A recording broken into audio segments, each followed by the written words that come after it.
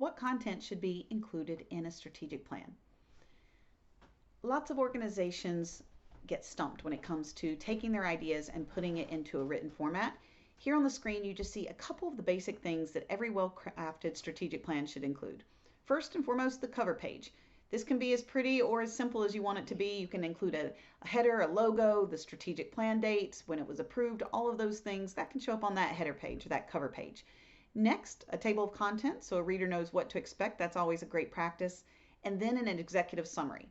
An executive summary is exactly what it sounds like. It is simply a statement about the strategic planning process that took place. So it might say something like, our organization engaged our board and staff in a thorough process with a professional facilitator. The process included pre-planning steps such as we engaged X stakeholders in this process, and here were some of the highlights from their feedback. Again, it's just a quick snapshot of how the strategic planning process took place. Next, you might include a description of the organization. That might be a little bit about the history, where the organization is now. It does not need to be long. It could be as simple as a paragraph or two. And then a lot of organizations like to include their core messages, such as their vision statement, mission statement, and values. Then you get into the meat of the content, and that's going to be those measurable goals and outcomes, those things that meet the SMART criteria. So for those of you who are not familiar with the SMART criteria, we have lots of resources on that, but essentially specific, measurable, action-driven, realistic, relevant, and timely are how those goals should be created. We need to be able to measure those success indicators. And then finally, we look at blocks and barriers.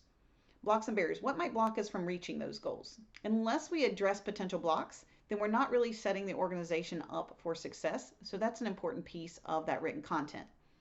We then follow with strategies. What are the strategies the organization might implement to achieve those goals? And then more specifically, once we've addressed some of those broad strategies, what are the action and implementation plans that we're going to consider as we move forward? Action and implementation plans go a lot more into detail, especially on the first year of the plan, so that the organization has a very clear path forward, not just for here's what we're supposed to do, but here's how we're going to do it. At the end of your document, you can include as many appendices as you would like. We like to say that content without context is meaningless. So perhaps you're going to use your strategic planning process to discuss a capital campaign or major growth. Anything that would provide context for the content in the plan could be considered as an appendix in your document.